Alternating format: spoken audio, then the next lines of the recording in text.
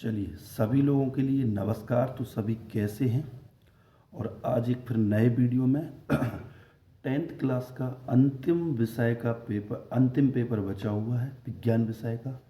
और विज्ञान काफ़ी महत्वपूर्ण विषय है। इसके लिए हमने दिवाली के चक्कर में ये वीडियो नहीं बना पाए, और आज ये त्यौहार था 2-3 दिन का, दोज भी थी इसमें दिवाली के त्यौहार के चक्कर में, तो ये वीडियो नहीं बना पाए। और आज हम ये वीडियो लेके आ रहे हैं आपके लिए। महत्वपूर्ण प्रश्न हैं, ऑब्जेक्टिव हैं, खालिस्तान हैं, सही जोड़ी हैं, सही विकल्प हैं, एक शब्द में आंसर है, और प्रत्येक चैप्टर से क्वेश्चन है महत्वपूर्ण। और वो क्वेश्चन किस तरीके से रहेंगे, 1 नंबर के क्वेश्चन भी हैं, 2 नंबर के भी हैं, 3 के भी रहेंगे, 4 के भी रहेंगे। इस तरीके से प्रत्येक चैप्टर से 8, 10, 12, 15 जिससे जितने महत्वपूर्ण हैं सारे इम्पोर्टेंट बुक से निकाले हुए हैं, और आप इनको अच्छी तरीके से याद कर सकते हैं। ऑब्जेक्ट टाइपों के आंसर हमने दिए हैं, खालिस्तान, सही जोड़ी, सत्य असत्य, इन सब के आंसर आपको मिल जाएंगे। एक शब्द में जो भी क्वेश्चन है उनके भी आंसर आपको मिल जाएंगे, क्वेश्चन सहित आंसर मिल जाएगा। लेकिन प्रत्येक चैप्टर से, संपूर्ण चैप्टर से हमने क्वेश्चन निकाला है। हर चैप्टर से हमने देखा है, ब्लूप्रिंट के आधार पर उनसे क्वेश्चन निकाला है, और उन क्वेश्चनों में से किस में से 4 नंबर का आया है, किस में से 2 नंबर है, उसी हिसाब से हमने इन प्रश्नों को तैयार किया है। तो आप उनके आंसर ढूंढ सकते हैं, हमने प्रश्न दे दिए, आप उनको याद कर सकते हैं अच्छी तरीके। चलिए आज का पहला प्रश्न क्या है? लोहे चूर्ण पर तनु हाइड्रोक्लोरिक अम्ल डालने पर क्या होता है? क्या होता है? हाइड्रोजन गैस एवं आयरन क्लोराइड बनाता है। क्या बनाता है? हाइड्रोजन गैस एवं आयरन क्लोराइड बनाता है। दूसरा है वियोजन अपक्रिया का एक उदाहरण। तो वियोजन अपक्रिया का उदाहरण क्या होता है? CaO3 arrow CaO plus CO2, ये इसका वियोजन अपक्रिया का उदाहरण। अगला क्वेश्चन देखेंगे, Fe2O3 plus 2Al plus Al2O3 plus 2Fe किस प्रकार की अपक्रिया होती है? तो इस अपक्रिया को हम विस्थापन अपक्रिया कहते हैं। क्या बोलते हैं? विस्थापन अपक्रिया कहते हैं। ये विस्थापन अपक्रिया है। चलिए अगला क्वेश्चन देखेंगे। अगला क्या है? कैल्शियम ऑक्साइड के जल के साथ अपक्रिया किस प्रकार, कैल्शियम ऑक्साइड के जल के साथ अपक्रिया किस प्रकार की अपक्रिया है? तो इसको बोलते हैं ऊष्माक्षेपी। क्या बोलते हैं? ऊष्माक्षेपी। कुछ में ऊष्मा निकलती है, कुछ में ऊष्मा शोषित होती है, तो इसको ऊष्माक्षेपी अपक्रिया बोलते हैं। लोहे में जंग लगना एक उदाहरण है। लोहे में जंग, जिस तरीके से जंग एकदम से तो नहीं लग जाती, धीरे धीरे जंग लगती है, ये मंद अपक्रिया कहेंगे, या इसको अपचयन उदाहरण है। उदाहरण पूछा तो लोहे में जंग लगना एक उदाहरण है, काय का? अपचयन का है। काय का है? अपचयन का। लंबे समय तक सेवन न करने से सूखे मेवे सड़ जाते, ये सब लोग जानते हैं। जो मेवा होते हैं जैसे बादाम है, छुआरे हैं, दाख है, तो ये लंबे समय तक अगर हम सेवन नहीं रखें, किसी में रखा होगा तो ये सड़ जाएंगे, क्योंकि विकृत गंधता के कारण। किसके कारण? विकृत गंधता। पाचन, 7वां क्वेश्चन है, पाचन के समय आमाशय पाचन रसों का पीएच मान कितना होता है? पीएच मान 7 से कम होता है। कितना होता है? 7 से कम। अगला क्वेश्चन है, कोई विलयन लाल लिटमस को नीला कर देता है, इसका पीएच संभावित क्या होता है? तो इसका पीएच मान संभावित कितना होता है? 10 होता है। पीएच मान जो हम निकालते हैं काफ़ी महत्वपूर्ण। चलिए अगला क्वेश्चन देखिए। ये सब आपको सही विकल्प के रूप में मिलेंगे, हमने ऑप्शन बोल लिया है जो सही आंसर। कोई बिलियन अंडे के पिसे हुए कवच से अपक्रिया करके एक गैस उत्पन्न करता है। क्या करता है? एक गैस उत्पन्न करता है, और चूने के पानी को दुधिया कर देता है। इस विलयन को में क्या होगा? इस विलयन में क्या होगा? HCl होगा। इस विलयन के रूप में क्या होगा? HCl होगा। क्या होगा? HCl। चलिए 10वां क्वेश्चन देखिए।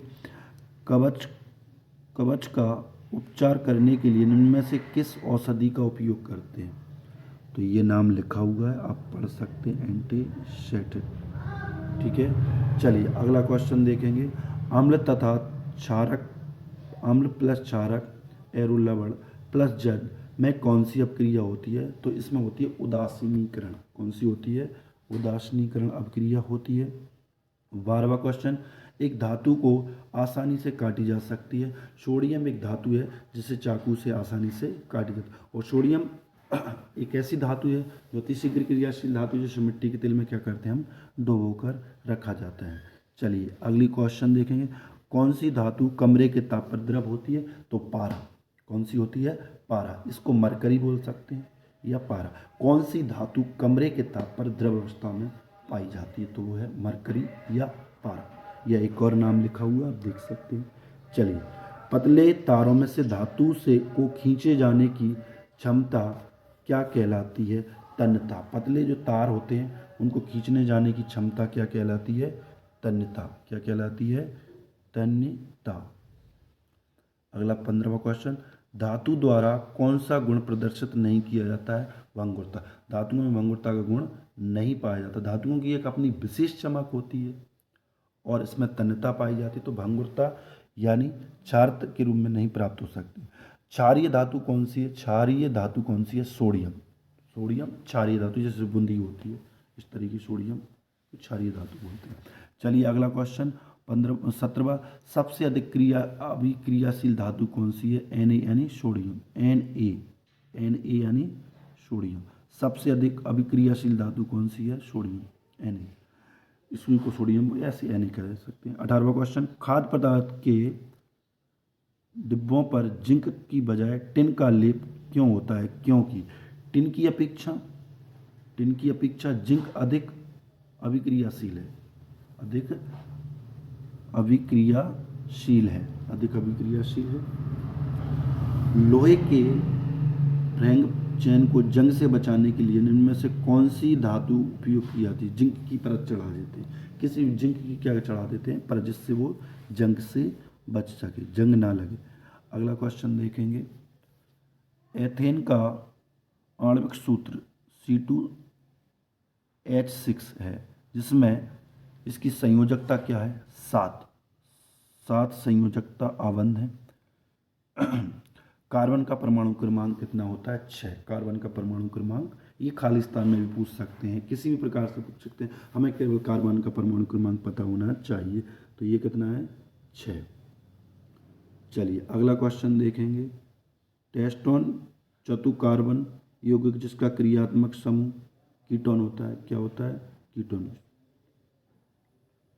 श्वसन की प्रक्रिया होती है, श्वसन की प्रक्रिया कायम होती है अपचयन में। एक होता है उपचयन, एक होता है अपचयन। तो श्वसन की प्रक्रिया कायम होती है अपचयन के अंतर्गत। ये साइंस के क्वेश्चन है, आप अच्छे तरीके से इनको देख सकते हैं। चलिए अगला क्वेश्चन, पायरनमेंट के विखंडन से कार्बन डाइऑक्साइड जल तथा ऊर्जा देता है। यह क्रिया क्या होती है? यह क्रिया कहाँ होती है? तो माइटोकॉन्ड्रिया के अंदर होती है। माइटोकॉन्ड्रिया। पादप में जाइलम उत्तरदायी है जल के वहन के लिए। पादप में जाइलम उत्तरदायी किसके लिए? जल के वहन के लिए। अगला क्वेश्चन 26वां क्वेश्चन की बात करते हैं। तो 26वां क्वेश्चन क्या है उसको देखेंगे। पादप में फ्लोएम का उत्तरदायी कौन है? भोजन का वहन। फ्लोएम द्वारा परिवहन होता है भोजन का। 28वां क्वेश्चन, मछली में श्वसन होता है गलफड़ों के द्वारा। मछली श्वसन यानी सांस ले के द्वारा, गलफड़ों के द्वारा। मनुष्य में वक्र एक तंत्र का भाग होता है उत्सर्जन। इसका उत्सर्जन। दो तंत्रिका कोशिकाओं के मध्य खाली स्थान को क्या कहते हैं? सिनेप्स। कौन सा पादप हार्मोन्स है? तो पादप हार्मोन्स का नाम हमने ये लिख दिया गया है। चलिए अगला क्वेश्चन 32वां देखेंगे। मास्टर ग्रंथि का नाम बताइए। तो मास्टर ग्रंथि का नाम सबको पता है, इसी को पीयूष ग्रंथि कहते हैं और इसी को क्या बोलते हैं? मास्टर ग्रंथि। चलिए पादप हार्मोन्स का उदाहरण, तो आप पादप हार्मोन्स का उदाहरण देख सकते हैं। 33वां क्वेश्चन ये लिखा हुआ है। चलिए अगला क्वेश्चन 34वां, मुकुलन द्वारा अलिंगन जनन किस में होता है? ये लिखा हुआ है, आप इसको पढ़ सकते हैं। अगला क्वेश्चन, अमीबा और लीमेनिया किस विधि से जनन होता है? ये लिखा हुआ है, आप देख सकते हैं। 34वें क्वेश्चन का आंसर द्विखंडन। आप आराम से पढ़ सकते हैं। 36वां क्वेश्चन, परागकोश में होते हैं, परागकोश में क्या होता है? परागण होता है। परागकोश में होते हैं किसके अंदर? पराग। आप आराम से देख सकते हैं। अगला, मानव में मादा जनन तंत्र का भाग नहीं है, शुक्रवाहक। मनुष्य में लिंग निर्धारण होता है गुणसूत्रों के द्वारा। किसके द्वारा होता है? गुणसूत्रों के द्वारा। मनुष्य में लिंग अणुओं की संख्या होती है 1 जोड़ी। कितनी होती है? 1 जोड़ी। समतल दर्पण की फोकस दूरी क्या होती है? समतल दर्पण की फोकस दूरी आप आराम से बता सकते हैं क्या होती है समतल दर्पण। ये आंसर आपको लिखा हुआ है, आप इसको पढ़ सकते हैं। चलिए, कौन सा पदार्थ मिट्टी, कौन सा पदार्थ लेंस बनाने के लिए प्रयुक्त नहीं किया जा सकता है? कौन सा पदार्थ जो लेंस बनाने के लिए प्रयुक्त नहीं किया था? आप सोच सकते हैं और इसका आंसर देख सकते हैं। चलिए, अगला क्वेश्चन, लेंस की क्षमता का एसआई मात्रक क्या होता है? इसको डी से प्रदर्शित करते हैं। कौन सी डी? Capital D. 42वां क्वेश्चन है और इसको पढ़ेंगे क्या? डायोप्टर। चलिए, अगला क्वेश्चन फिर से 43वां क्वेश्चन, किसी बिंब का समान एवं वास्तविक प्रतिबिंब प्राप्त करने के लिए बिंब को उत्तल लेंस के सामने कहाँ रखा जाता है? तो बताइए आप, कहाँ रखा जाता है? इसका आंसर आप लिखा हुआ है, आराम से देख सकते हैं। अगला क्वेश्चन 44वां है, इंद्रधनुष बनाने का कारण क्या है? बताइए, इंद्रधनुष किसके कारण बनता है? सबको पता है, वर्ण विक्षेपण के कारण। किसके कारण? वर्ण विक्षेपण के कारण। तो ये था 44वां क्वेश्चन। वीडियो को लंबा ना खींचा जाए इसलिए जल्दी जल्दी 45वां क्वेश्चन देखिए, अभिनेत्र लेंस की फोकस दूरी में परिवर्तन किया जाता है। तो ये आपको लिखा हुआ है आंसर, इसको आराम से आप पढ़ सकते हैं। एक स्वस्थ मनुष्य के लिए स्पष्ट दृष्टि की न्यूनतम दूरी क्या होती है? 25 सेंटीमीटर। क्या होती है? 25 सेंटीमीटर। कौन सा पदार्थ, अगला क्वेश्चन 47, कौन सा पदार्थ विद्युत परिपथ में, कौन सा पदार्थ विद्युत परिपथ में विद्युत शक्ति को निरूपित नहीं करता है? तो IR का स्क्वायर होता है, फॉर्मूला है। विद्युत आवेश का एसआई मात्रक, विद्युत आवेश का एसआई मात्रक क्या होता है? सबको पता है, पढ़ सकते हो। और 49वां क्वेश्चन, विद्युत धारा का एसआई मात्रक क्या होता है? एम्पियर। प्रतिरोध का एसआई मात्रक क्या होता है? ओम। क्या होता है? ओम। चलिए, 51वां क्वेश्चन, विद्युत इस्त्री का एक उदाहरण। इस्त्री जानते हो? प्रेस। विद्युत धारा का तापीय प्रभाव के कारण होता है। किसके कारण होता है? तापीय प्रभाव के कारण। विद्युत इस्त्री का एक उदाहरण बताना, तो जो प्रेस करते हैं हम लोग कपड़ों पे, उसी को बोलते हैं इस्त्री। विद्युत धारा का स्थायी प्रभाव, विद्युत धारा का तापीय प्रभाव के कारण होता है। निम्न में से कौन से किसी लंबे विद्युत धारावाही तार के निकट चुंबकीय क्षेत्र का सही वर्णन कौन सा है? तो ये लिखा हुआ है, आप इसको पढ़ सकते हैं अच्छे तरीके से।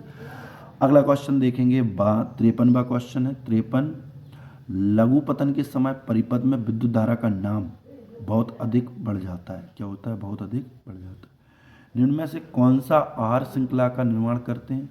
घास, बकरी तथा मानव। आहार श्रृंखला।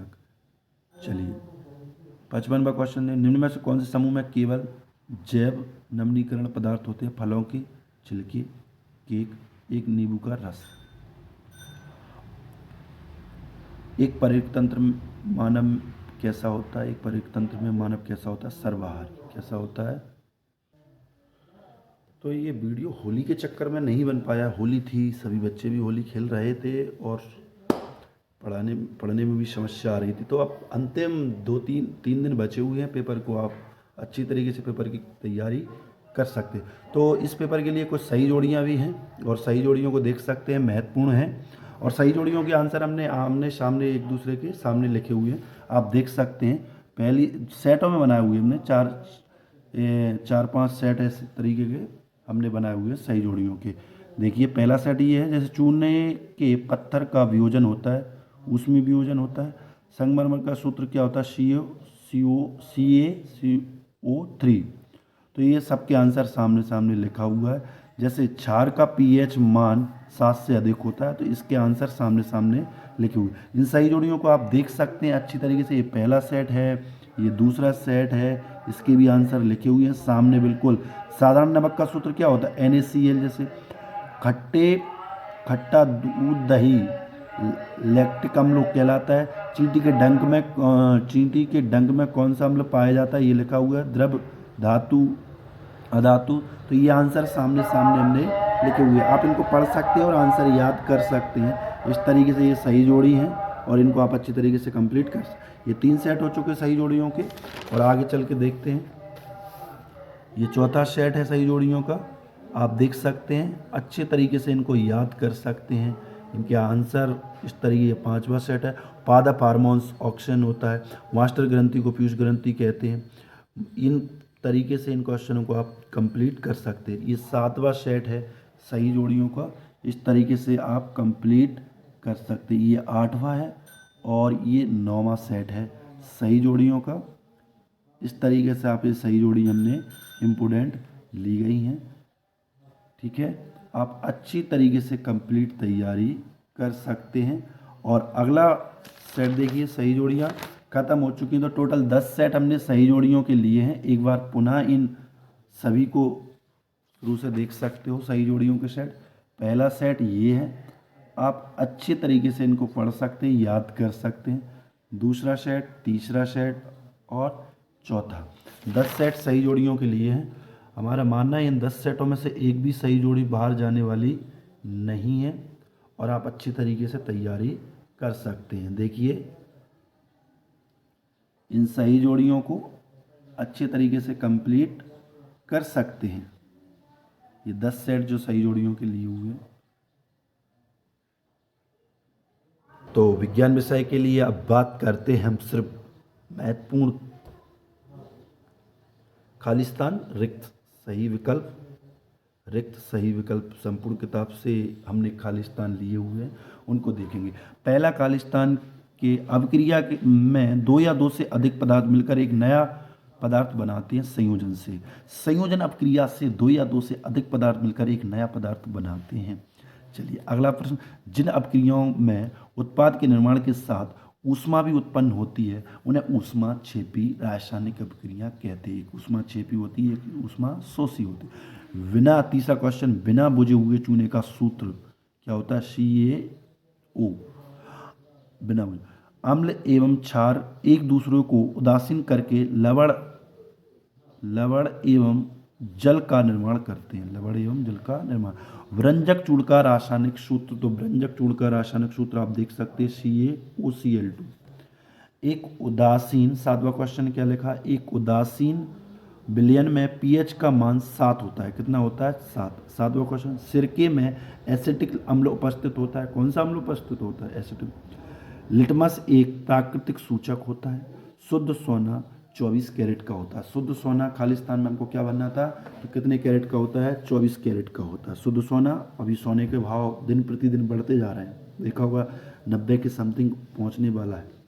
तो शुद्ध सोना जब हम खरीदने जाते हैं तो हमको शुद्धता देखना है। तो शुद्ध सोना जो होता है, प्योर जो सोना होता है, वो 24 कैरेट का होता है। जो आभूषण बनते हैं वो 24 कैरेट के नहीं बनते, 18, 17, 16, 14 जो जितना मिला दे उस कैरेट के आभूषण बनाया जाता है। चलिए 10वां क्वेश्चन देखेंगे। पारा को छोड़कर सभी धातुएं कमरे के ताप पर ठोस अवस्था में पाई जाती हैं। पारा एक ऐसी धातु है जो कमरे के ताप पर द्रव अवस्था में पाई जाती है, और बाकी सभी धातुएं ठोस अवस्था में पाई जाती है। इसमें लिखा हुआ है कौन सी धातु इसको छोड़कर सभी धातुएं कमरे के ताप पर ठोस अवस्था में पाई जाती है, तो वो कौन सी धातु है, पारा, जिसका दूसरा नाम हम क्या बोलते हैं, मरकरी। क्या बोलते हैं, मरकरी। चलिए अगला क्वेश्चन देखिए, 2 या 2 से अधिक धातुएं के समांगी मिश्रण को क्या बोलते हैं।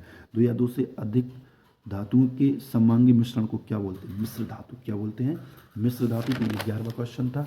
चलिए इस प्रकार से हम 12वां क्वेश्चन, और इसमें लगभग 50 या 55 क्वेश्चन होंगे, 50 या 55 क्वेश्चन हैं हमने जो लिए हुए। चलिए अगला क्वेश्चन देखेंगे। धातु प्रायः ऊष्मा एवं विद्युत की कैसी होती हैं, सुचालक होती हैं। कैसी होती हैं, सुचालक। वे सभी प्रक्रम सम्मिलित रूप से अनुसरण का कार्य करते हैं। जैव प्रक्रम क्या होते हैं, जैव प्रक्रम जैविक उत्प्रेरक एंजाइम कहलाते हैं। क्या कहलाते हैं, जैविक उत्प्रेरक एंजाइम कहलाते हैं। वायवीय श्वसन ऑक्सीजन की उपस्थिति में होता है। मछली के हृदय में केवल 2 होते हैं। मछली के हृदय में केवल 2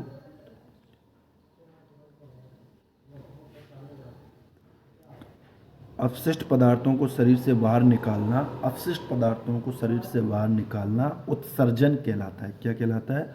उत्सर्जन, जो हम सुबह सुबह क्रिया करते हैं। हरे पौधे अपना भोजन स्वयं बनाते हैं। हरे भरे जो पौधे होते हैं वो अपना भोजन कैसे हैं? स्वयं बनाते हैं। तो 19वां क्वेश्चन देख सकते हो, 20वां देख सकते हो, 21वां देख सकते हो और 22वां क्वेश्चन का आंसर खालिस्तान के रूप में लिखा हुआ। मानव मस्तिष्क में कितने मुख्य भाग होते हैं? 3। कौन कौन से? अग्र मस्तक, मध्य मस्तक और पश्च मस्तक। मस्तिष्क का मुख्य सोचने वाला भाग कौन सा कहलाता है? अग्र मस्तक। क्या कहलाता है? अग्र मस्तक। टेस्टोस्टेरोन हार्मोन्स का स्रावण कहाँ से होता है? वृषण से होता है। 25वां क्वेश्चन, नर एवं मादा के युग्म के संलग्न को क्या कहते हैं? निषेचन। नर एवं मादा, निषेचन। यदि एक पुष्प के परागण दूसरे पुष्प पर स्थानांतरित होते तो यह प्रक्रिया स्वपरागण कहलाती है। क्या कहलाती है? स्वपरागण। मादा एवं गर्भ शिशु के बीच जैविक संबंध स्थापित करने वाला ऊतक अपारा कहलाता है। क्या कहलाता है? अपारा। गतिशील जनन को क्या बोलते हैं? नर बोलते हैं। चलिए 29वां क्वेश्चन देख सकते हैं, 30वां क्वेश्चन आप देख सकते हैं, 31वां क्वेश्चन देख सकते हैं। नर संतान के लिए उत्तरदायी गुणसूत्र क्या होता है? वाई। कौन सा गुणसूत्र होता है? वाई। 32वां क्वेश्चन, किसी गोलीय दर्पण की फोकस दूरी उसकी वक्रता त्रिज्या की कैसी होती है? आधी होती है। वस्तुओं को हम प्रकाश की उपस्थिति में देख सकते हैं। और ये 34वां क्वेश्चन खालिस्तान के रूप में भरा हुआ है, हमने आंसर पढ़ सकते हैं। आप अच्छे तरीके से इनको याद कर सकते हैं। चलिए अगला क्वेश्चन देखेंगे हम, 35वां। प्रकाश के प्रकीर्णन के कारण प्रकाश का रंग नीला प्रतीत होता है। कैसा होता है? नीला। सामान्य दृष्टि वयस्क के लिए सुस्पष्ट दर्शन की अल्प दूरी न्यूनतम 25 सेंटीमीटर होती है। आकाश का रंग नीला प्रकाश के प्रकीर्णन के कारण होता है। किसके कारण दिखाई देता है? प्रकाश के प्रकीर्णन। प्रिज्म द्वारा बैंगनी रंग का प्रकाश का किरण विचलन सर्वाधिक होता है। किसका होता है? बैंगनी रंग का। विद्युत धारा का एसआई मात्रक एम्पियर होता है। विद्युत विभवांतर का एसआई मात्रक वोल्ट होता है। क्या होता है? वोल्ट। और 41वां क्वेश्चन देखो, विद्युत विभव का एसआई मात्रक वोल्ट, इसको V से प्रदर्शित करते। कार्य करने की दर को शक्ति कहते हैं। कार्य करने की दर को क्या कहते हैं? शक्ति। चलिए 43वां क्वेश्चन पढ़ सकते हो, 45वां देख सकते हो, 46वां देख सकते हो। चलिए अगला 47वां क्वेश्चन देखिए, एक पोषी स्तर से दूसरे पोषी स्तर पर ऊर्जा का स्थानांतरण कितना प्रतिशत होता है? 10%। O3 के अणु O2 के साथ 3 परमाणुओं को मिलाकर बनाते हैं। चलिए इस प्रकार से आप इन क्वेश्चनों को 53 क्वेश्चन है जो खालिस्तान के रूप में इनको कंप्लीट कर सकते हैं। अच्छे तरीके से खालिस्तान को हमने भरा हुआ है, आप देख सकते हैं, इनको याद कर सकते हैं। अच्छी चलिए संपूर्ण बुक से हमने सत्य लिए हुए हैं, इनको आप महत्वपूर्ण हैं, इनको अच्छे तरीके से देख सकते हैं। हम पहला क्वेश्चन, कुछ क्वेश्चन हम पढ़ के दिखाएंगे आपको, बाकी क्वेश्चन आप लोग कर सकते हो। आंसर लिखा हुआ है, ऊष्मा क्षेपी रासायनिक अपक्रिया में ऊष्मा का अपशोषण होता है, तो ये असत्य बात है, ऊष्मा का अपशोषण नहीं होता है। ठीक है। हीरा सर्वाधिक कठोर पदार्थ है, बिल्कुल सत्य है। हीरा सर्वाधिक कठोर पदार्थ है, हीरा सबसे महंगा भी होता है, सत्य बात है। वायुमंडल में कार्बन का प्रतिशत मात्रा 0.03 है, ये बात सत्य है। वायुमंडल में कार्बन की प्रतिशत की मात्रा। मस्तिष्क को 2 भागों में विभाजित किया गया है, असत्य है। अभी हमने पढ़ा था मस्तिष्क को 3 भागों में विभाजित। तो इस तरीके से आप देख सकते हो कौन सा सत्य है, कौन सा असत्य है। बहुत सारे क्वेश्चन आपको क्लियर हो गए होंगे। तो यह सत्य क्योंकि मस्तिष्क के 3 भाग होते हैं। 5वां क्वेश्चन देख सकते हो। 6वां क्वेश्चन देखो, डीएनए का पूरा नाम डीऑक्सीराइबोस न्यूक्लिक अम्ल होता है, बिल्कुल सत्य है। डीएनए का पूरा नाम। स्त्रियों में XY गुणसूत्र होते हैं? नहीं होते हैं। XY गुणसूत्र तो पुरुष में होते हैं। ये कह रहा है कि स्त्रियों में, 7वां क्वेश्चन है, ये कहते हैं स्त्रियों में XY गुणसूत्र होते हैं, ये असत्य बात है। XY किस में होते हैं? पुरुष में, और स्त्री में तो XX गुणसूत्र होता है। उत्तल दर्पण का उपयोग सामान्यतः वाहनों के पीछे का दृश्य देखने के दर्पण के रूप में किया है। बिल्कुल, वाहन साइड मिरर के रूप में जो हम उपयोग करते हैं वो उत्तल दर्पण का उपयोग करते हैं। किसका? उत्तल दर्पण का। तो ये सत्य है। विद्युत विभवांतर का ऐसा ही मात्रक ओम है। असत्य, ये अभी हमने आगे पढ़ा हुआ था। दो चुंबकीय क्षेत्रीय रेखाएं एक दूसरे को प्रतिच्छेद करती हैं। असत्य है। दो चुंबकीय क्षेत्र की रेखाएं एक दूसरे को कभी प्रतिच्छेद नहीं कर सकती हैं। देखिए, आप दो चुंबक को पास पास ले आइए, कभी एक दूसरे के पास नहीं आ सकते। वे पदार्थ जो जैविक प्रक्रम द्वारा अपघटित हो जाते हैं जैविक नमनीकरण कहलाते हैं। यह असत्य है, जैविक नमनीकरण नहीं कहलाते हैं। तो ये था 11वां क्वेश्चन। इसी प्रकार से आगे के क्वेश्चन आप देख सकते हैं। ये 12वां क्वेश्चन है, ये 13वां है, 14वां, 15वां, 16वां, 17वां, 18वां। इस तरीके से हम इन क्वेश्चनों को कंप्लीट कर सकते हैं। इनके आंसर सतसत में लिखे हुए हैं, आप अच्छी तरीके से कंप्लीट कर सकते हैं। चलिए 25वां क्वेश्चन, मनुष्य का हृदय 3 कक्षीय होता है। तो यह असत्य बात है, नहीं होता 3 कक्षीय। वायु हृदय में पाई जाती है, असत्य है। इस प्रकार से हम इन क्वेश्चनों को आराम से हम हल कर सकते हैं। जैसे 31वां क्वेश्चन देखिए, भूख का केंद्र पश्च मस्तक होता है। नहीं, असत्य बात है। का केंद्र अग्र मस्तक होता है। इस प्रकार से हम प्रत्येक क्वेश्चन को कंप्लीट कर सकते हैं। मनुष्य में वायु जोड़े लिंग गुण सूत्र पाए जाते नहीं। 23। चलिए, तो ये इस प्रकार मटर के पौधे में कई विरोधी लक्षण नहीं पाए जाते हैं, असत्य पाए जाते हैं। चलिए अगला क्वेश्चन, इस प्रकार से हम क्वेश्चनों को कंप्लीट कर सकते हैं। समतल दर्पण की वक्र त्रिज्या अनंत होती है। सत्य बात है कि समतल दर्पण की वक्र त्रिज्या कैसी होती है? अनंत होती है। लाल रंग का तरंग दैर्घ्य न्यूनतम होता है। ये बात असत्य है, तब नहीं होता, अधिकतम होता है। तारों का टिमटिमाना परावर्तन की प्रक्रिया का एक परिणाम है। असत्य नहीं है। नेत्रदान में 10 से 15 मिनट का समय लगता है। ये सत्य बात है। कोई जब हम नेत्रदान करते हैं 10 से 15 मिनट में ही नेत्रदान। 1 जूल 1000 वाट होता है। असत्य बात है, नहीं होता है। इन प्रकार से इन क्वेश्चनों को आप आराम से हल आंसर लिखे हुए और आपको पढ़ना मात्र है। अच्छे तरीके से कोई भी क्वेश्चन अगर ऐसा लग रहा है वैसे सबको कंप्लीट हो जाएगा। सबसे बड़ा परितंत्र महासागर है, सत्य बात। इन क्वेश्चन को आप अच्छी तरीके से कंप्लीट। चलिए अब लेके आए हम संपूर्ण बुक से एक शब्द में क्वेश्चन आंसर है। एक शब्द में क्वेश्चन आंसर कैसे कर सकते? ऐसी अपक्रिया जिसमें अभिकारकों के बीच आयनों का आदान प्रदान होता है द्विविस्थापन अपक्रिया कहलाती है। क्या कहलाती है? द्विविस्थापन आदान प्रदान द्विविस्थापन अपक्रिया कहलाती है। दूसरा क्वेश्चन, जिस अपक्रिया में अपचयन तथा उपचयन दोनों अपक्रिया होती है, रेडॉक्स अपक्रिया होती है। कौन सी अपक्रिया? जिसमें अपचयन और उपचयन दोनों हो तो रेडॉक्स अपक्रियाएं कहलाती है। अपच का उपचार करने के लिए किस प्रकार की औषधि का उपयोग करते हैं? ये हमने अभी एक शब्द में भी पढ़ा था और यहाँ भी है, आराम से आप देख सकते हो, आंसर लिखा हुआ है। शुद्ध जल का पीएच मान सभी को पता है। शुद्ध जल का पीएच मान कितना होता है? कई बार हम बता चुके हैं इस क्वेश्चन को, आप और अच्छी तरीके से कंप्लीट कर सकते हैं।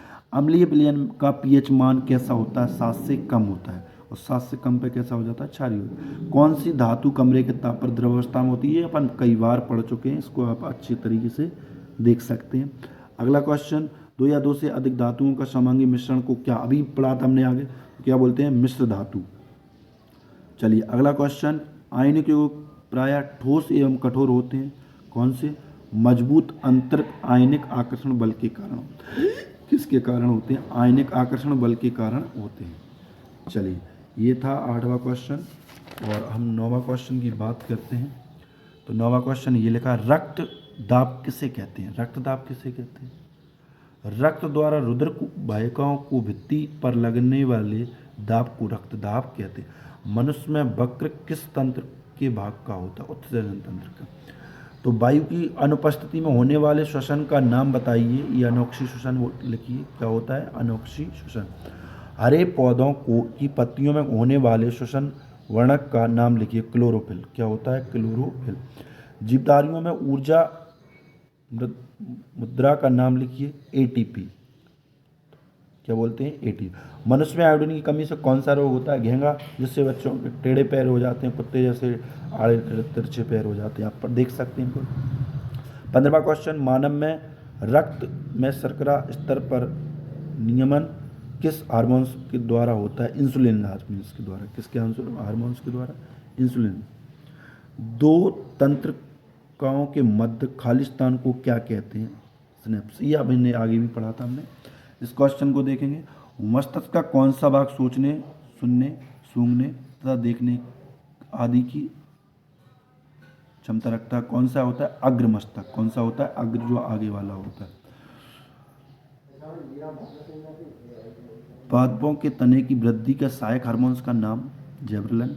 ये लिखा हुआ है। ये आप आराम से इनको अच्छे तरीके से कंप्लीट कर सकते हैं। मनुष्य में कितने जोड़ी गुणसूत्र होते? 23 जोड़ी। टोटल कितने होते हैं? डीएनए का पूरा नाम अपने आगे पढ़ा हुआ था। वंशगति के नियम कितने दिया था मेंडल ने? तो इनको आप आराम से, 26वां क्वेश्चन है, इनको आराम से देख सकते हैं।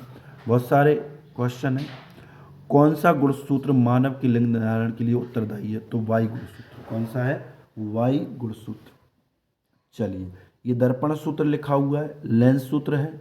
ये दर्पण सूत्र में प्लस लगा हुआ है और लेंस सूत्र में माइनस लगा हुआ है।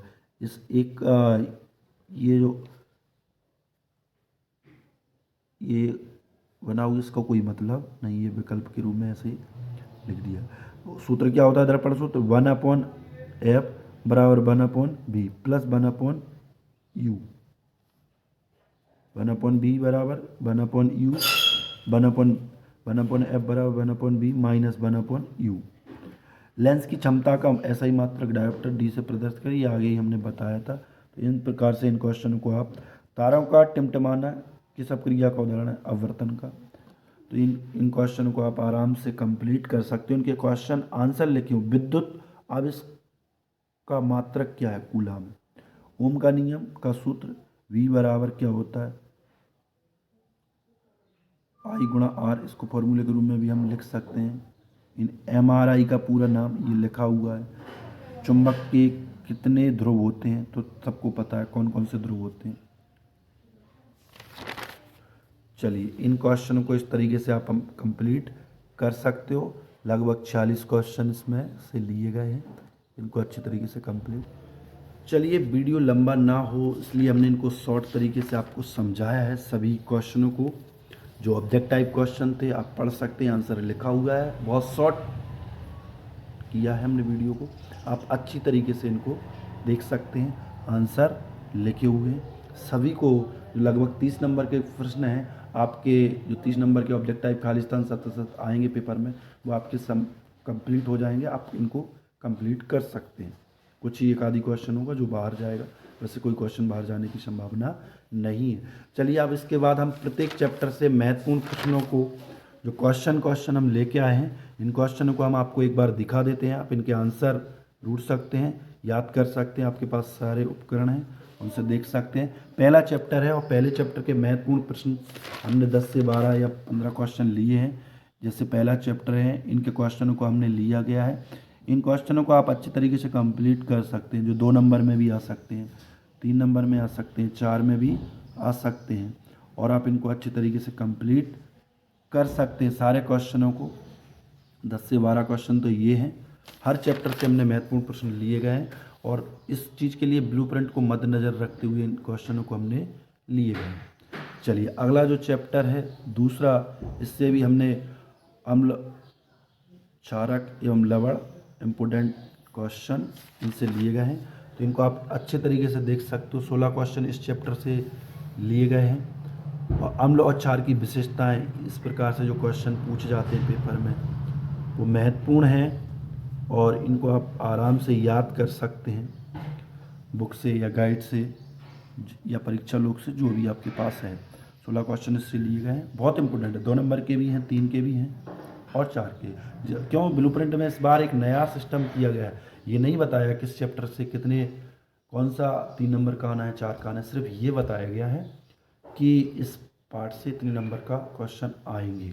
7 नंबर का आएगा, किसी से 8 का आएगा, बस ये बताया। तो हमको उस तरीके से ये कठिनाई का सामना ना करना पड़े, तो हमने इस प्रकार से इन क्वेश्चनों को लिया गया है।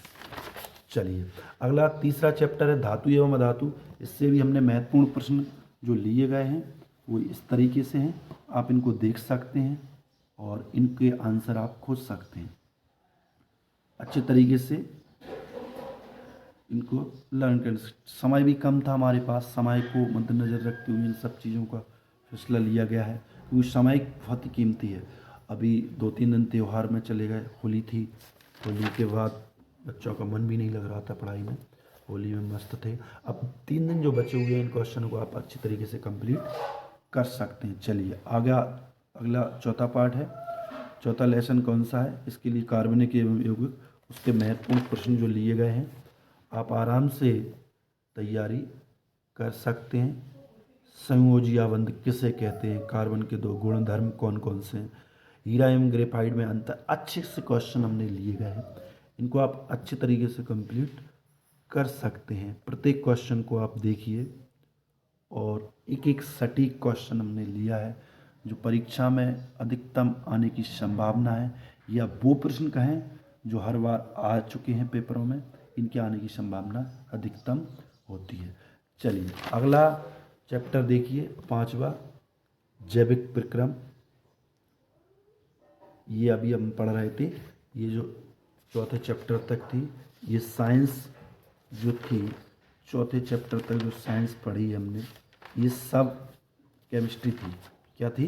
केमिस्ट्री। पहले चैप्टर से लेकर चौथे चैप्टर तक हमने सिर्फ केमिस्ट्री के क्वेश्चन देखे हुए हैं, इनको हमने लिख रखा था।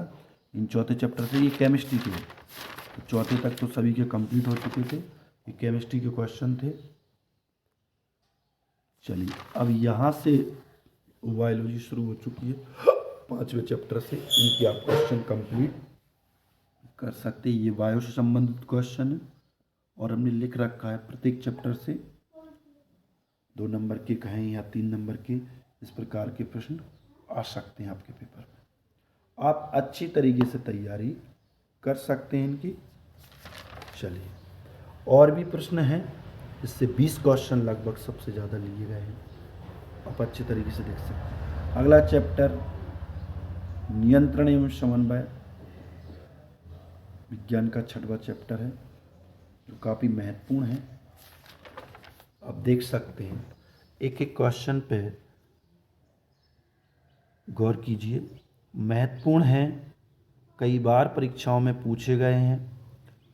मत्स्य के बारे में बहुत सारी जानकारी हम बता चुके हैं। पादप हार्मोन्स को परिभाषित कीजिए, 4 पादप हार्मोन्सों के नाम एवं कार्य लिखिए। तो इस प्रकार से इन क्वेश्चनों को, इस चैप्टर से सिर्फ 10 क्वेश्चन लिए गए हैं। आप चित्र का विशेष ध्यान रखना है प्रत्येक चैप्टर में, चित्र और अंतर, फॉर्मूला, रिएक्शन जो लिखना है हमको वो महत्वपूर्ण है, इनको आप अच्छी तरीके से कंप्लीट करें। 7वां चैप्टर है जीव जनन क्या है, ये भी बायोलॉजी से। जनन क्यों आवश्यक है, स्वपरागण किससे, बहुत सरल क्वेश्चन है और बहुत सरल भाषा में आप इनको याद कर सकते हैं। आप बुक को पढ़ें, बुक से देख सकते हैं, ये आंसर लिख, या आपके पास परीक्षा लोक है या परीक्षा बोध है, जीपीएच है, प्रश्न बैंक है, जो भी है, या फेयर कॉपी है, उससे आप इनको याद, प्रत्येक चैप्टर वाइज, तो आपको कोई समस्या होने वाली नहीं है, मिक्स नहीं की हमने। प्रत्येक चैप्टर से आपको पता है किस चैप्टर से कौन सा क्वेश्चन है, उसको आप याद कर सकते हैं, ढूंढ सकते हैं आंसर उसका। इससे हमने 24 क्वेश्चन लिए हैं, काफ़ी महत्वपूर्ण है, इनको देखिए। और ये चैप्टर बहुत इम्पोर्टेंट है, इसको आपको बहुत अच्छे तरीके से समझना चाहिए। ये बायोलॉजी का चैप्टर है और 24 क्वेश्चन लिखे हैं, आप इनको कंप्लीट कर सकते हैं। 7वां चैप्टर देखिए, 8वां चैप्टर देखिए, आनुवंशिकता। ये सिर्फ और सिर्फ 10 क्वेश्चन लिए हैं इस चैप्टर से। हमने ये देखा है कि जो चैप्टर ज़्यादा नंबर का आ रहा है उससे हमने कुछ ज़्यादा क्वेश्चन लिए, जो कम का आ रहा है उस हिसाब से हमने इम्पोर्टेंट क्वेश्चन छांटे हुए हैं। चलिए ये चैप्टर को आप देख सकते हैं, इसमें जीन क्या होता है, गुणसूत्र क्या होते हैं, अभी हमने सारी चीज़ें समझ ली हैं विज्ञान में। इस तरीके से हम इनको देख सकते हैं। 10 क्वेश्चन है, ओनली सिर्फ 10 क्वेश्चन, वो 10 क्वेश्चन को हमने किस तरीके से लिया है। आप इनको अच्छे तरीके से इनके आंसर याद कर सकते हो। इनके जब तक आपको आंसर याद नहीं होंगे मज़ा नहीं आएगा। हमने महत्वपूर्ण प्रश्न लिखे हुए हैं, हम अगर इनका वीडियो डालते तो बहुत चलिए, ये 9वां चैप्टर है साइंस का, प्रकाश का परावर्तन। और ये बायोलॉजी ख़त्म हो चुकी थी यहाँ तक 8वें चैप्टर तक। अब हमारी शुरू हो चुकी है फिजिक्स। और फिजिक्स, ये साइंस जो थी वो आपकी 3 पार्टों में बटी हुई थी। फिजिक्स पहले केमिस्ट्री थी, फिर फिजिक्स बायोलॉजी थी, और अब आ चुकी है फिजिक्स यानी भौतिकीय विज्ञान। ठीक है, रसायन को केमिस्ट्री बोलते हैं, जीव विज्ञान को बायोलॉजी बोलते हैं। इस प्रकार से हमारा ये 9वां चैप्टर आ चुका है। और इसके महत्वपूर्ण क्वेश्चन, मैं तो ये कहूँगा साइंस सबसे ज़्यादा इम्पोर्टेंट है आपके लिए जीवन में। साइंस और मैथ 2 सब्जेक्ट तो बहुत ही महत्वपूर्ण है आपको, अगर आप आगे बढ़ना चाहते हैं। चलिए, इस चैप्टर से भी हमने 12 से 13 क्वेश्चन इस तरफ हैं, और भी हैं। बहुत ही इम्पोर्टेंट चैप्टर है, इसको आप देखिए। दैनिक जीवन में भी हम कई चीज़ों का ऐसा उपयोग करते हैं साइंस। चलिए, 12 क्वेश्चन ये हो चुके, महत्वपूर्ण हैं। आगे के 22 क्वेश्चन इस चैप्टर से हमने लिए गए हैं, आप अच्छे तरीके से कंप्लीट कर सकते हैं। महत्वपूर्ण प्रश्न है, आप देख सकते हैं इनको और याद कर सकते हैं। क्वेश्चन के आंसर आपको याद तो करना ही पड़ेंगे भाई साहब। चलिए, अगला चैप्टर 10, मानव नेत्र एवं रंग संसार। चलिए, ये महत्वपूर्ण प्रश्न चैप्टर 10 से। तो क्या है इसमें से, इसमें हमने 13 क्वेश्चन लिए हैं। प्रिज्म के बारे में बताया गया है। ग्रह क्यों नहीं टिमटिमाते हैं, वर्णक्रम क्या है, अच्छे तरह निकट दृष्टि, दोष दूर दृष्टि, ये भी आ जाते हैं। पहले बहुत महत्वपूर्ण थे ये क्वेश्चन। टिंडल प्रभाव, 13वां क्वेश्चन हमारा जो है क्या था, टिंडल प्रभाव। इससे 12 से 13 क्वेश्चन 10 चैप्टर से लिए गए हैं। इनको आप अच्छी तरीके से कंप्लीट कर सकते हैं। और इसके बाद 11वां चैप्टर, ये विद्युत, ये भी फिजिक्स से संबंध, बहुत महत्वपूर्ण चैप्टर है फिजिक्स की। आप इनको कंप्लीट करेंगे, आप आगे की क्लासों में ही पढ़ेंगे। अगर आप मैथ लेते हैं तो फिजिक्स का विस्तार से वर्णन करेंगे। किसी अच्छे टीचर के पास जाएंगे तभी मिलेंगे। झोला छाप टीचर के पास नहीं जाना है आपको फिजिक्स पढ़ने या केमिस्ट्री पढ़ने। कई टीचर 1-2 सब्जेक्ट पढ़ा रहे हैं, वो नहीं पढ़ा सकते हैं। वो फिजिक्स भी पढ़ा दें, वो केमिस्ट्री भी पढ़ा दें, कैसे पढ़ा सकते हैं? विषय विशेषज्ञ ही पढ़ा सकता है इन सब्जेक्टों को। तो 12 से 13 क्वेश्चन इस चैप्टर से भी हैं। 11वां चैप्टर है ये विद्युत का।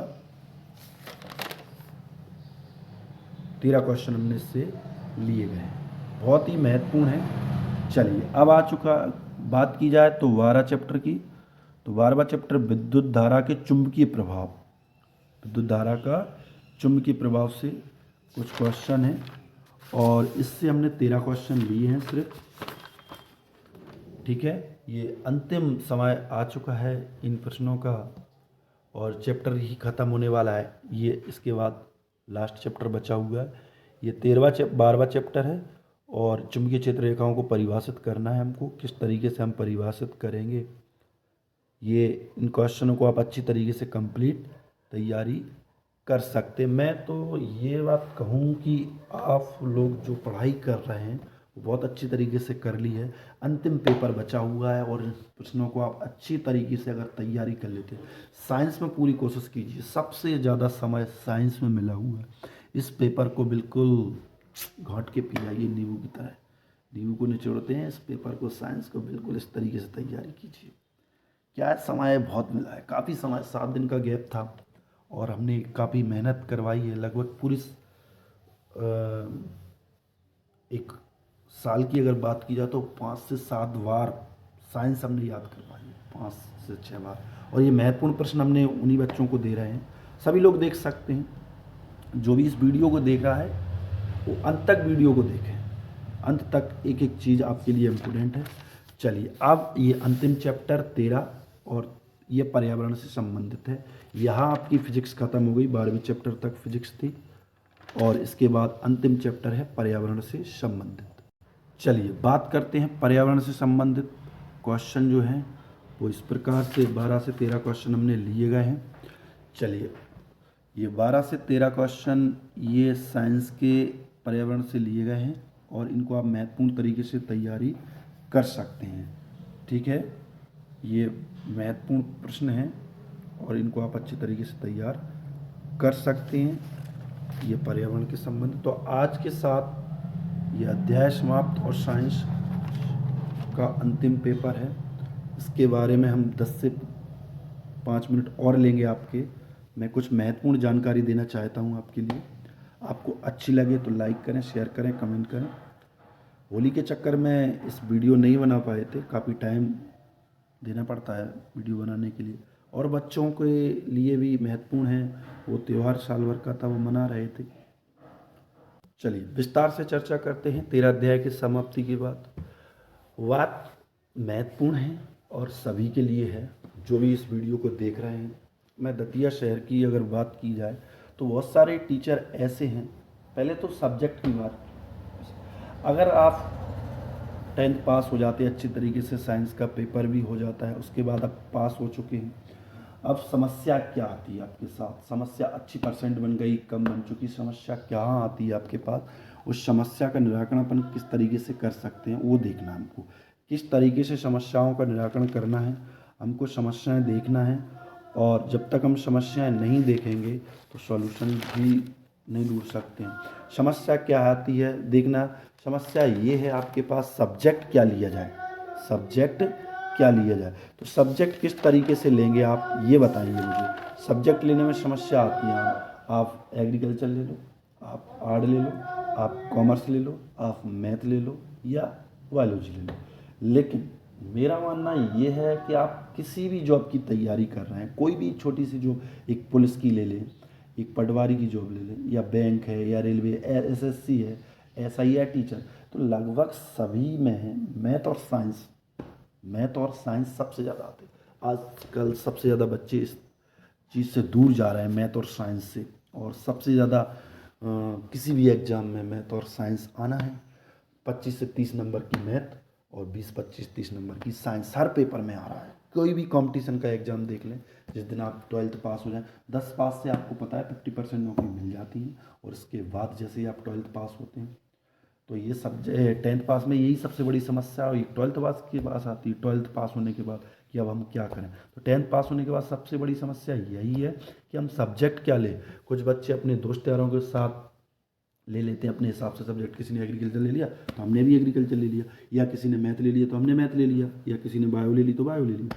लेकिन कुछ प्रेशर घर वालों का भी होता है कि नहीं आप ये ले लो। बच्चे की क्षमता नहीं देखी जाती, बच्चा किस फील्ड में जाना चाहता है, या कौन सी फील्ड आज के समय में महत्वपूर्ण है, कौन सा सब्जेक्ट महत्वपूर्ण है, ये सब्जेक्ट लें या ना लें, ये सबसे बड़ी महत्वपूर्ण बात होती है। तो मेरा मानना ये है कि आप किसी भी एग्ज़ाम को उठा के देख लें, बैंक हो, रेलवे हो, एसएससी हो, कोई भी एग्ज़ाम हो, पुलिस हो, आपकी क्षमता क्या, आपको जाना पुलिस में, आप एग्रीकल्चर से हो गए, आप मैथ में क्या करेंगे भैया मुझे बताइए। कंपटीशन जब एग्ज़ाम देंगे पुलिस का तो मैथ कैसे कंप्लीट करेंगे। तो आप, मेरी इच्छा ये है कि आप सभी लोग जितनी भी जो भी परसेंट हो, लगभग मैथ की ओर और साइंस की ओर विषय ही चुनें। और आप कहीं भी पढ़ें, इससे कोई लेना देना नहीं है, आप सबसे ज़्यादा मैथ और साइंस लीजिए। और ऐसे टीचरों का बचाव करना है हमें। कई टीचर इस प्रकार के हैं जो मैथ पढ़ा रहा है, ठीक है, वो केमिस्ट्री भी पढ़ा रहा है मैथ वाला टीचर, और कहता है हम बायोलॉजी भी पढ़ा देंगे, कक्षा 5 के बच्चों को भी पढ़ा रहा है। तो ये उन टीचरों से दूर रहना है। या कोई बायोलॉजी का टीचर है, बायोलॉजी का टीचर ये कह रहा है हम केमिस्ट्री भी पढ़ा देंगे, चलो ठीक है, फिजिक्स भी पढ़ा देंगे, मैथ भी पढ़ा देंगे। या कई फिजिक्स के टीचर हैं जो कहते हैं हम फिजिक्स भी पढ़ा देंगे और केमिस्ट्री भी पढ़ा देंगे, और चाहो तो हिंदी भी पढ़ा देंगे, इंग्लिश भी पढ़ा देंगे, आओ पढ़ के। ऐसे टीचरों का हमें क्या करना है, बचाव करना है दोस्तों। ऐसे टीचरों के पास नहीं जा, अपना भविष्य खराब करना है। इन टीचरों से क्या दूर रहना, कैसे, और अलग तरीके से एक स्पेशल टीचर के पास जाओ आप, फिर देखिए आनंद आप आगे की पढ़ाई की 10 की बात। स्पेशल टीचर मैथ का हो, फिजिक्स का हो, केमिस्ट्री का हो, स्पेशल जाइए। दो दोस्त, कोई एग्रीकल्चर वाला है, वो एग्रीकल्चर वाला कह रहा है मैं फिजिक्स भी पढ़ा दूंगा, आइए। अरे तुम एग्रीकल्चर सब्जेक्ट तुम्हारा है, तुम क्या फिजिक्स पढ़ाओगे? वो कह रहा है हम केमिस्ट्री भी पढ़ा देंगे, आर्ट भी पढ़ा देंगे। क्या पढ़ा देंगे भाई, आप विषय विशेषज्ञ नहीं है किसी बच्चे का। आप चंद्र पैसों के चक्कर में किसी बच्चे की लाइफ खराब कर देंगे, उसका जीवन रखा है। लेकिन आप क्या कह रहे हैं कि हम फिजिक्स पढ़ा रहे देंगे, एग्रीकल्चर वाला कह रहा है मैं फिजिक्स पढ़ाता हूँ बहुत, या आर्ट पढ़ा रहा हूँ। अरे भाई आपका एग्रीकल्चर है या आर्ट सब्जेक्ट है वो पढ़ाइए ना, आप क्यों इस सब्जेक्ट के प्रति बढ़ रहे हैं, आपको ज्ञान नहीं है उस सब्जेक्ट का। तो आप सभी छात्रों को कहना ये है, ऐसे टीचरों से हमें बचना है। कई टीचर फिजिक्स के साथ केमिस्ट्री, केमिस्ट्री के साथ फिजिक्स, हिंदी, इंग्लिश, जाने क्या क्या पढ़ा रहे हैं, लिमका डिमका समझ में नहीं आ रहा। तो ऐसे टीचरों, जो भी छात्र इस वीडियो को देख रहे हैं, कहीं से भी हों, किसी भी शहर से हों, ऐसे टीचरों से हमें बचना है।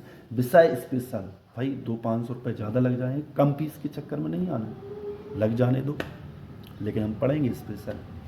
ज़िंदगी है आपकी, और सही मज़ा यही है जो स्पेशलिस्ट होते हैं वो पढ़ाते हैं तरीके से। तो हमें इन चीज़ों का बचाव करना है। वही अभी देखा है हमने, केमिस्ट्री का पेपर, फिजिक्स का पेपर फंसा नहीं है बिल्कुल, केमिस्ट्री का फंसा नहीं है, नतीजा की तो बहुत बुरी दशा है। कई लोग 2-3 सब्जेक्ट पढ़ा रहे हैं लेकिन वो पेपर नहीं फंस रहा है। 12th क्लास की अगर हमने बात की जाए तो बहुत बुरी स्थिति है, लोग बाग पढ़ाना शुरू कर देते हैं, पेपर ख़त्म नहीं हो पाया, वो पढ़ाना स्टार्ट हो चुके। तो ऐसे शिक्षकों से हमको दूर रहना है, और हमें विषय, या तुम्हारे बहन भाई कोई पढ़ाए, ठीक है पढ़ गया होगा हमको, लेकिन अलग जाना, अलग दिशा में, अलग तरीके से तैयारी करना। और आप कमज़ोर थे, ठीक है, कोई दिक्कत नहीं, लेकिन आप इसके बाद अगर अच्छी तरीके से तैयारी कर सकते हैं तो आप मेहनत करिए। हम ये कोई मायने नहीं रखता, परसेंटेज कोई चीज़ मायने नहीं रखती। अभी फ़िलहाल अगर आप अभी तक समझदार नहीं थे, अभी तक आपने टाइम नहीं दिया पढ़ाई के लिए, अब टाइम दे सकते हैं आप अपनी पढ़ाई के लिए, तो हो सकता है कि आप आगे बढ़ सकते हैं। आगे किस तरीके से बढ़ सकते हैं ये आप देख सकते हैं। तो आपको इस चीज़ों का विशेष ध्यान रखना है, और विषय चुनने में आप किसी अच्छे योग्य टीचर की सलाह लें जो आपका हितैषी हो सकता है, या फिर आपकी चॉइस है, आपको जो करना। 2-3 साल बाद आपको इस चीज़ पर प्रभाव पड़ता है कि साहब हम गलत दिशा में पहुंच गए, दोस्त या किसी संग। आप अच्छे सब्जेक्ट को चुनिए, आपको अच्छी तैयारी करना, बैंक, रेलवे, एसएससी, पीएस, इनमें सभी अच्छे सब्जेक्ट लीजिए, आप दमदार सब्जेक्ट लीजिए, मैथ है, बायोलॉजी है, इनको देखिए। साइंस की ओर बच्चा बहुत दूर भाग रहा है, दिन प्रतिदिन साइंस से कटता जा रहा है, मैथ से डर रहा है, मैथ से डर रहा है, मैथ से डर लग रहा है, भाई मैथ से डर लग रहा है, मैथ नहीं है, मैथ तो हमें भूत जा, भाई मैथ नहीं है, और जॉब लेना चाह रहे हैं हम कहीं कलेक्टर, बढ़िया थानेदार बन जाए, बढ़िया सब इंस्पेक्टर की वर्दी लग जाए, और पुलिस में चले जाएँ, एसएम में चले जाएँ, बैंक में बन जाए, बढ़िया बैंक की जॉब मिल जाए, रेलवे की। भाई अगर ये जॉब लेना है तो मैथ कंप्लीट करना है। मैथ अच्छे तरीके से जब तक कंप्लीट नहीं करोगे, मैथ से दूर रहोगे, कहाँ से जॉब लग जाएगी। मैथ 30 से 40 नंबर, कई जॉब है तो ऐसी जिसमें सब में मैथ आ रहा है, तो इनको अच्छे तरीके से कंप्लीट हम करेंगे। और दूसरी चीज़, किसी भी शिक्षक का बैकग्राउंड देखिए, पीछे की क्लासें देखिए, कहीं भीड़ के पीछे नहीं भागना है कि भीड़ जा रही, वहाँ भीड़ जा रही। अरे आप 10वीं पढ़ रहे हैं तो कोई दिक्कत नहीं, 4 पढ़ रहे हैं तो कोई, आप पर टीचर आपको फोकस कर रहा है, ये नहीं कि भीड़ जा रही, भीड़ चल नहीं। चलिए, इसके साथ आप बिल्कुल हर चीज़ का और अच्छी तरीके से मेहनत करेंगे। अभी तक आपने टाइम नहीं दिया पढ़ाई को, हो सकता है 10th पास होने के बाद अपने टाइम दे दें, मेहनत करें, समझदार हो जाएं पढ़ाई के क्षेत्र में। क्यों कमज़ोरी बच्चे आगे पहुंचते हैं, ये नहीं कि होशियार है, होशियार है, होशियार, अरे वो होशियार है, वो नहीं, होशियार हैं, वो पढ़ाई कर रहे हैं, अपनी मेहनत कर रहे हैं, होशियार ऐसे थोड़ी हो। आप भी मेहनत कीजिए तो आगे पहुंच सकते हो। और विषय चुनने में विशेष ध्यान कीजिए। आपका रिजल्ट मई के बीच, 15 से 20 मई के बीच आपका रिजल्ट आ जाएगा, और आप अच्छे तरीके से, तब भी आपके पास टाइम है, अप्रैल से लेकर, अभी तो 10 दिन मार्च के रह जाएंगे, 10 दिन मार्च के रह जाएंगे, और पूरा अप्रैल जो 30 दिन हैं अप्रैल के, तो लगभग 30 से 40 दिन, और 15 दिन वो हैं, लगभग 2 महीने का समय है। अगर जब तक रिजल्ट आता, जब तक आप जिस विषय में कमज़ोर हैं उसकी अच्छे से तैयारी कीजिए। मैं ये नहीं कह रहा हूँ 4-4, 5-5, 10-10 घंटा बैठ के पढ़िए, आप पर डे 2 से 3 घंटे, 2 घंटे, 1 आध घंटे सुबह दे दिए, 1 आध घंटे शाम को, 1 आध घंटे दोपहर में दे। गर्मी का सीजन है, वैसे ही आप घर पर बैठ के आप उस सब्जेक्ट को कंप्लीट कीजिए जिसमें आपकी कमजोरी है, जो उससे आपको डर लगता है, उस सब्जेक्ट को आप फेवरेट सब्जेक्ट बनाइए, विशेष मेहनत कीजिए, उसके साथ आप कंप्लीट कर सकते हो। इंग्लिश है तो इंग्लिश को कीजिए, हिंदी है तो हिंदी, मैथ है तो मैथ, साइंस है तो साइंस। आप बुक पढ़िए, आप खुद सेल्फ स्टडी करिए, आप देखिए आनंद कितना आता है। और आप जब किसी टीचर के पास पढ़ के जाएंगे कोई चीज़ घर से, तो वो बहुत अच्छी चीज़ समझ में आएगी, ये मेरा मानना है, व्यक्तिगत अनुभव है हमारा। कि आप कुछ भी चीज़ को पढ़ने से पहले कहीं घर से पढ़ के जाइए, फिर बहुत अच्छी चीज़ें वो समझ। कई दतिया में तो कई टीचर ऐसे हैं जैसे क्वेश्चन आंसर से लिखवा देते हैं फिजिक्स केमिस्ट्री में, उनसे दूर रहिए भाई। ये फिजिक्स केमिस्ट्री है, इसको गहराई से पढ़ना पड़ेगा। वही एग्रीकल्चर वाले ही टीचर है, केमिस्ट्री पढ़ा रहे हैं, बोले मैथ भी पढ़ा देंगे। 12 अरे एग्रीकल्चर से 10 पास 12 पास हुई हो, आप क्या 12th की मैथ पढ़ाओगे, क्या केमिस्ट्री पढ़ाओगे, पता है। ऐसे ही कई फिजिक्स के टीचर हैं, कोई फिजिक्स का टीचर है वो आर्ट पढ़ा रहा है। अरे तुमने 12th फिजिक्स से मैथ से किया या बायोलॉजी से किया, तो आर्ट क्या पढ़ा दोगे, मुझे बताइए। तो कई बच्चे आर्ट के जा रहे हैं उधर। ऐसे शिक्षकों से दूर रहना, ये विशेष जानकारी आप लोगों के लिए है और आप लोग समझदार हैं इस चीज़ से। हर बार यही निवेदन है सभी छात्रों से, आप अच्छे तरीके से एक अच्छे शिक्षक के विषय विशेषज्ञ के पास जाइए। कोई 12th मैथ से पास है, वो एग्रीकल्चर पढ़ा रहा है, भाई क्या एग्रीकल्चर पढ़ाओगे आप, मुझे बताइए ना। आप मैथ के हैं ना, तो मैथ पढ़ाइए, तो मैथ पढ़ने में मज़ा आएगा। तो कई बच्चों को समझ में नहीं आता, तो इस बच्चों को ये जानकारी देनी थी। और आप अच्छे तरीके से, ये पता है कि हाई स्कूल पास होने के बाद 50% नौकरी के हकदार हो चुके हैं, 50% नौकरी। और आप अच्छे से अगर तैयारी करेंगे तो जॉब मिल जाएगी। आज सबसे बड़ा महत्वपूर्ण मुद्दा जो है वो बेरोजगारी। बोले हम बेरोजगार हैं, क्यों हैं बेरोजगार, बोले हमें जॉब नहीं मिल रही। तो जॉब ना मिलने का कारण ऐसे ही है, आधा अधूरा ज्ञान कहीं से हमको नहीं लेना है। संपूर्ण तैयारी अच्छे तरीके से एक विषय विशेषज्ञ के पास करना है। दतिया में एक से एक टैलेंटेड टीचर है। दतिया शहर की अगर बात की जाए, और सब शहरों में होते हैं, सभी जगह का जहाँ भी आप निवास कर रहे हो सब जगह होते हैं। लेकिन कुछ झोला छाप डॉक्टर जो होते हैं, वो मरीज मर जाए उन्हें कोई लेना देना नहीं, उन्हें तो पैसा मिलना चाहिए। वही है उनका छात्र से कोई लेना देना, उन्हें तो फीस मिलना चाहिए। बच्चे का क्या भविष्य हो रहा, कोई दिक्कत नहीं। अच्छा टीचर का वो तो देखिए बैकग्राउंड, कोई टीचर ने कोई डिग्री डिप्लोमा किया है, कई टीचर 12वीं पास हुए हैं, 10वीं पास हुए, वो पढ़ाने लगे प्राइवेट स्कूलों में, कोचिंग भी पढ़ाने लगे। तो ऐसे शिक्षकों से हमको दूर रहना है, उनके पास कोई अनुभव नहीं। अनुभवी शिक्षक, आप काफ़ी लंबे समय से अगर पढ़ाई करना चाहते हो एक अच्छे तरीके से, एक अच्छे लेवल की, तो एक अच्छे शिक्षक के पास ही आपको जाना पड़ेगा। इस प्रकार से हम और आगे इस पर एक का लंबा वीडियो डालेंगे। तो आज के लिए इतना ही। और रिजल्ट आने के बाद एक बात महत्वपूर्ण है, अभी 2 से ढाई महीने हैं, आप अच्छे से तैयारी कीजिए। कुछ हमारे वीडियो पर जुड़े रहिए, तो इसमें अच्छे प्रकार की वो ट्रिकें वगैरह मिली और कुछ संकेत इस तरीके के समझाएंगे मैथ से संबंधित जो आपने अभी तक नहीं देखे। बहुत सारी चीज़ें बताएंगे आपको। हमारा उद्देश्य ये नहीं है कि आप हमारे पास आइए, आप कहीं भी जाइए, लेकिन एक अच्छे शिक्षक के पास पढ़िए। सीधा सीधा फंडा ये है हमारा। और पढ़ाई बहुत महत्वपूर्ण है, बहुत ही महत्वपूर्ण, क्योंकि आप लोग पढ़ेंगे तो आपके छोटे बहन भाई भी अच्छे पढ़ सकते। एक अच्छी शिक्षा कहीं से भी मिले, ग्रहण कर लेनी चाहिए। ठीक है, तो इस प्रकार से नमस्कार, मिलते हैं फिर एक नए वीडियो में कभी। जितने लोग आज हमसे जुड़े हैं या इन अंतिम वीडियो को जितने भी देखा है, वो अपना रिजल्ट ज़रूर हमसे शेयर करें। जब भी रिजल्ट आएगा, रिजल्ट पर भी अपन एक वीडियो बनाएंगे। अभी चलिए आगे चल के इस प्रकार से अपन को तैयारी करना है। मैं एक बार तैयारी के ऊपर पूरे महत्वपूर्ण बिंदु हम लिखेंगे, पूरे पॉइंट हम बताएंगे किस तरीके से आपको विश्लेषण करना है। अभी तो ये शॉर्ट तरीका हमने बताया है, ये आगे चल के आप भटके नहीं भटके और खटके ज़िंदगी भर के लिए खटकते रहेंगे। तो आपका भविष्य आपके हाथ में है, तैयारी आपको कैसे करना है इस पर एक वीडियो बनाया जाएगा। प्रत्येक क्लास के लिए महत्वपूर्ण चीज़ें हैं, और ये कोई सी भी क्लास हो, आप शिक्षक के अनुभव के तौर पे जाइए और शिक्षक की योग्यता देखिए। आपने उसने कोई डिग्री डिप्लोमा किया है या नहीं, BA BSc MSc B.Ed M.Ed PhD, कोई डिग्रियाँ देखिए उनकी। भाई आप पढ़ने जा रहे हैं, किसी पता पड़े कोई कॉपी से नोट्स लिखवा रहा है, पढ़ा रहे हैं, बोले हम ये चीज़ पढ़ा रहे हैं, कॉपी ले लिखवा दिया। लोग बाग पढ़ाने के तरीके अलग अलग होते हैं। आप आइए एक बार हमारे पास, पढ़ के देखिए, जीवन भर याद करेंगे पढ़ाने के तरीके में क्या अंतर है। हाई स्कूल अगर तो जो बच्चा पढ़ जाता है 11th 12th हो या हाई स्कूल, पिछली बार भी हमारा सबसे बेस्ट रिजल्ट था।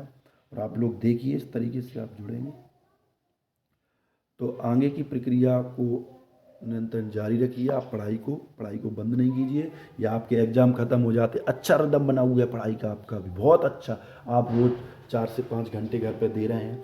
इस तरीके से अगर लगातार आप बने ही रहेंगे अगर 2 से 3 महीने आपका पढ़ाई पूरी अभी तक जब तक पढ़ाई 1 से लेकर 10वीं क्लास तक वो मज़ा आज जो आ रहा है पूरा साल अभी निकल रहा है और इस पढ़ाई को इस तरीके से जारी रखिए तो आप होशियार हो जाए, मेरा मानना है। बहुत जल्दी से आप अपने आप को टाइम दीजिए, किताबों से दोस्ती कीजिए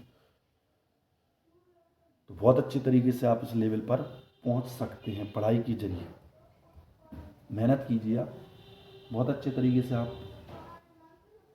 कोई भी चीज़ सफलता हासिल कर सकते हो। आप इस बार अगर टॉप नहीं हो पा रहा 12th में मेहनत कीजिए, 11th से ही मेहनत करना चालू कीजिए। लेकिन अभी जो रिदम बना हुआ है परीक्षा के टाइम पे जो कमज़ोर से कमज़ोर बच्चा है वो भी 3 से 4 घंटा घर पे रोज़ टाइम दे रहा होगा पढ़ाई के लिए। किसी पेपर में 2 से 3 दिन का गैप था, किसी में 2 दिन का गैप था, तो उस हिसाब से आप समय दे रहे होंगे। तो समय के साथ साथ अभी आप पढ़ाई जारी रखें। कोई भी चीज़ इंग्लिश कंप्लीट कर लें अच्छे तरीके से, मीनिंग वगैरह मैथ के सूत्र वगैरह मैथ को कंप्लीट कर सकते हो। बाकी चीज़ें जो आप ट्रिकों में है वो ट्रिकों में प्राप्त कर सकते हैं।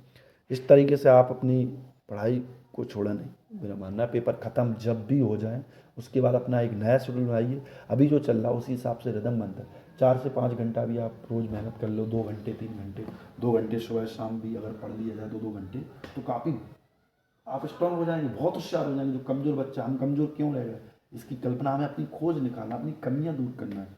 ये 2-3 महीने जो बचे हैं अपने पास जब तक रिजल्ट आता है तो सभी लोगों के लिए शुभकामनाएं और बधाई। सबका रिजल्ट अच्छा आए, हमारी ऐसी कामना, सभी बच्चे पास हो जाएं। जो भी ये वीडियो देख रहे हैं, वीडियो में जो भी कमियां लगें लाइक कमेंट करके ज़रूर बताएं, जो अच्छाइयाँ हों वो भी बताएं। चलिए और मिलते हैं फिर कभी एक नए वीडियो में, विस्तार से सब चीज़ों पर चर्चा की जाएगी। नमस्कार।